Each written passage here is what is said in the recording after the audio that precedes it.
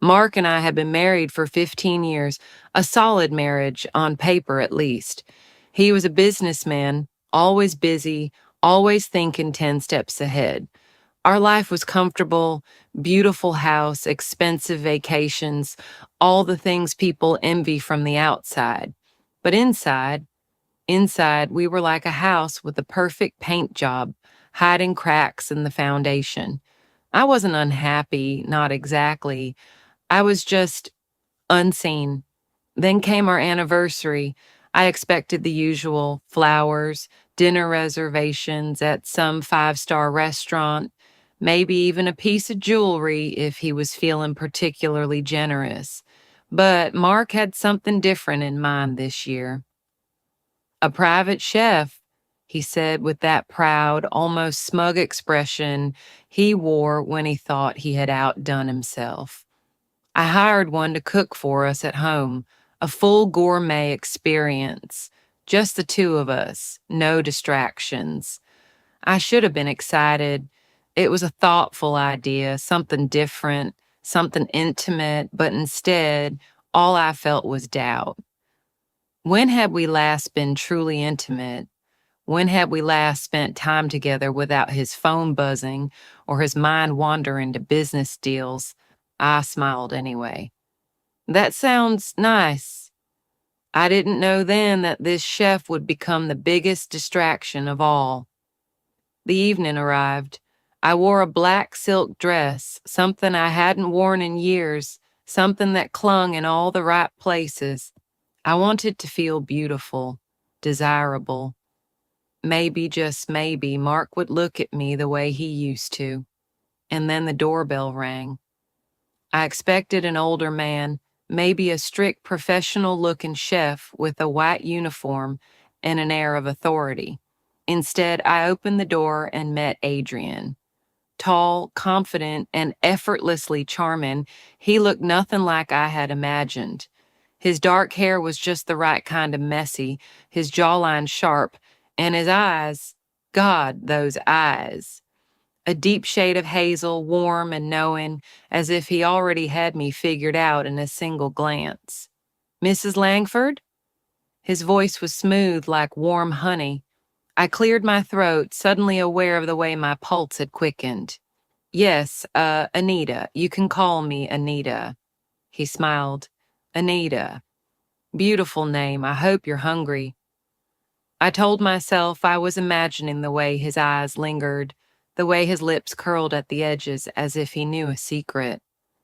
Mark came downstairs then, shaking Adrian's hand, oblivious to the undercurrent of something shifting in the air. The evening began.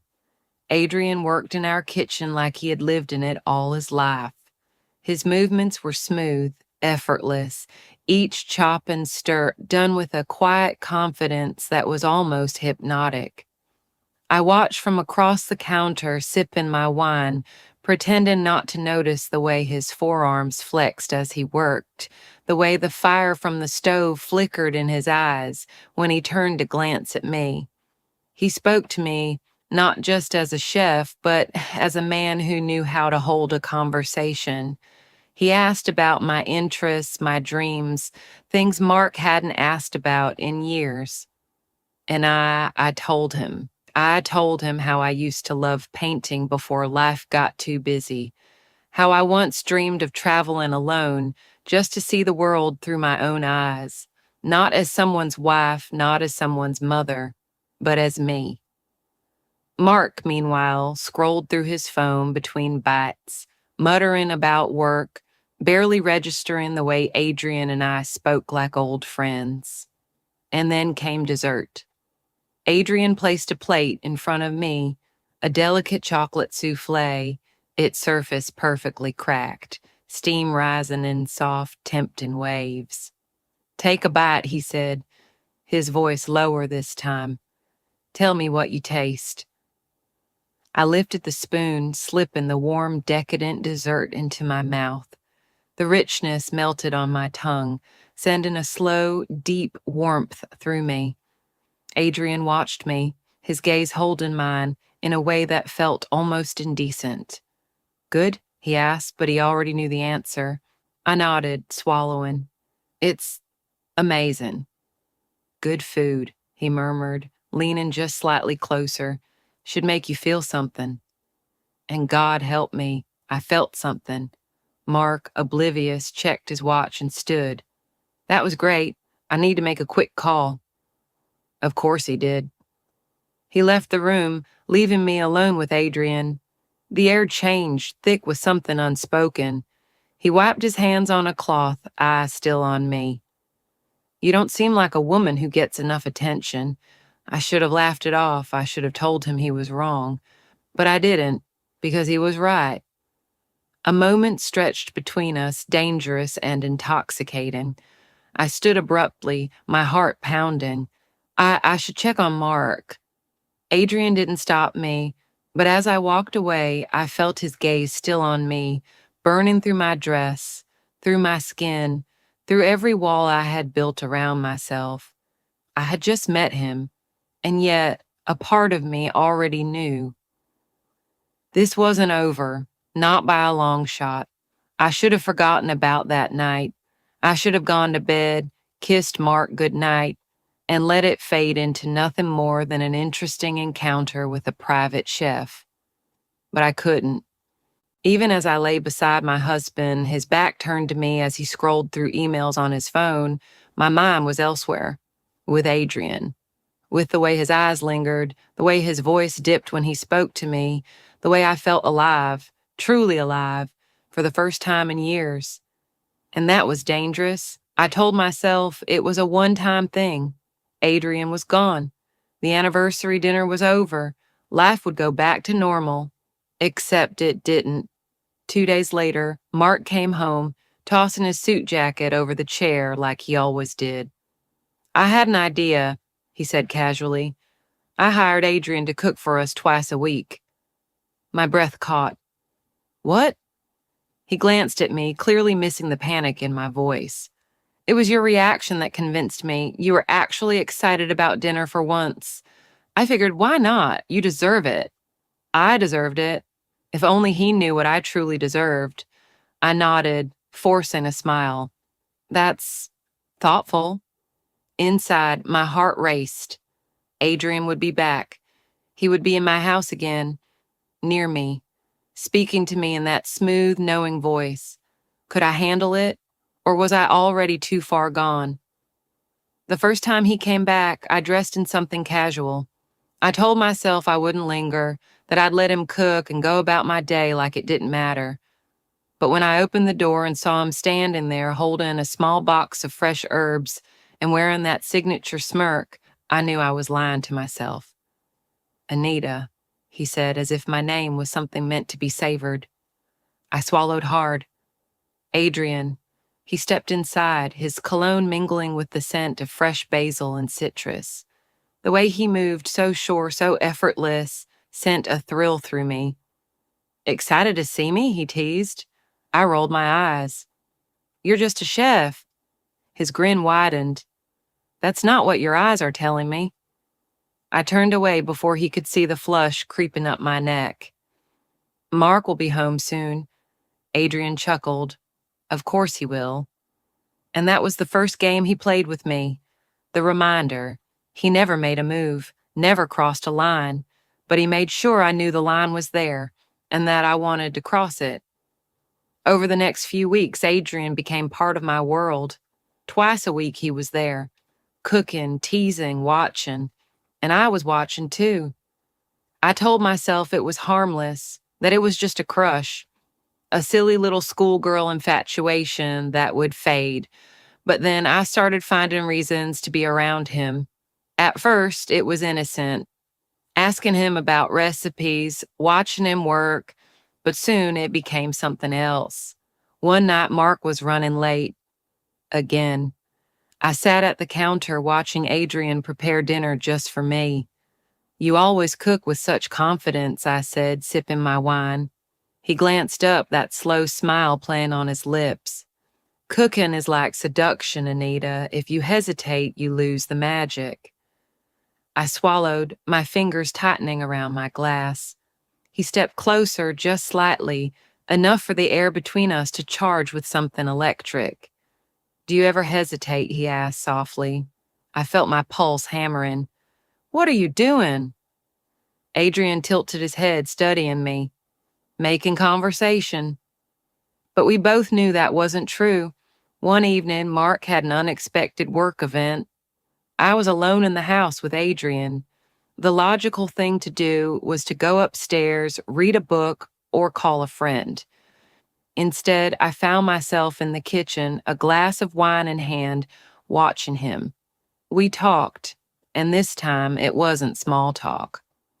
You don't strike me as the type of woman who settles, Adrian said, leaning against the counter. I let out a humorless laugh. You'd be surprised. He took a step closer. Why?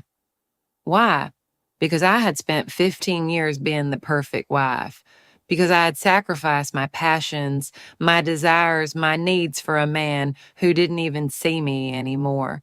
Because for the first time in years, I felt awake. But I couldn't say that, so instead I smiled. You ask too many questions. Adrian chuckled. And you don't answer them. The tension between us was thick, suffocating. I should have left. I should have walked away. But I didn't. I just stood there, caught in the moment, caught in the possibility of what could happen. Then the front door opened. Mark was home. I exhaled sharply, stepping away from Adrian as if I had been burned. Too close. That was too close. Adrian just smirked, as if he knew exactly what was happening inside my head. Dinner's ready, he said, his voice smooth as ever. Mark kissed my cheek absent-mindedly before sitting at the table, oblivious to everything that had just transpired. And as I watched Adrian serve him, his fingers brushing against mine just slightly as he handed me a plate, I knew. This wasn't just attraction. This was something dangerous. And I wasn't sure I wanted to stop. I had convinced myself that this was just a fantasy. Something to entertain my mind, but never act upon. But fantasies have a way of bleeding into reality. It happened on a night I will never forget. I snatched the phone up before Mark could see. He gave me a curious glance, but didn't ask. I turned away, my heart pounding. This was getting dangerous. I told myself it was a one-time mistake, but then it happened again and again. Every time Mark left the house, I found myself in Adrian's arms. It wasn't just sex. It was the way he looked at me, the way he made me feel wanted, needed. With Adrian, I wasn't invisible. I was desirable. And the more I craved him, the more reckless I became. Until the night Mark found out. It was a small mistake, a single misstep. Mark had gotten home earlier than expected. I had just left Adrian's place, my hair still tousled, the scent of him still on my skin. I had barely stepped through the door when Mark grabbed my wrist, his grip tight. Where were you? My stomach dropped. Out, just running errands. His eyes scanned me, his jaw clenched. At this hour? I forced a laugh. You're acting weird, Mark. What's wrong? And then he pulled something from his pocket, my scarf, the one I had forgotten at Adrian's place, the one Mark was now holding in his fist. I felt the blood drain from my face. Where did you get that? I whispered. Mark's voice was low, dangerous. Adrian's kitchen. My heart stopped, silence stretched between us. Then Mark laughed, a dark, humorless sound. I had a feeling, the way you looked at him, the way he looked at you. I swallowed hard. Mark, He slammed the scarf onto the counter. Don't insult me with lies. I exhaled shakily. I never wanted to hurt you. His eyes burned into mine. But you did. I had never seen him like this before. His usual calm shattered, his control gone. I wanted to apologize, to beg, to explain. But what could I say? That I had felt lonely, unseen, craving something I didn't even know I needed? Would any of that undo what I'd done? Mark shook his head, stepping back. I gave you everything. I bit my lip. Accept yourself. He froze. I took a shaky breath. You gave me everything except your time, your love, your attention. He scoffed. So that justifies screwing another man? I closed my eyes. No. But the truth was, part of me did justify it, because for the first time in years, I had felt alive, and now I had to face the cost. Mark packed a bag that night. He didn't yell, didn't break things. He just looked at me with something worse than anger, disappointment. I'll stay at a hotel, he said. We'll figure out the rest later. I didn't stop him, because how could I? I had crossed a line that couldn't be undone, and as the door closed behind him, I realized something terrifying. I had lost my husband. But the worst part, I wasn't even sure if I regretted it. And that, my friends, is how my marriage ended. Was it worth it? Was it a mistake? I'll leave that for you to decide. But if you want more stories like this, subscribe and stay with me, because trust me, this is just the beginning.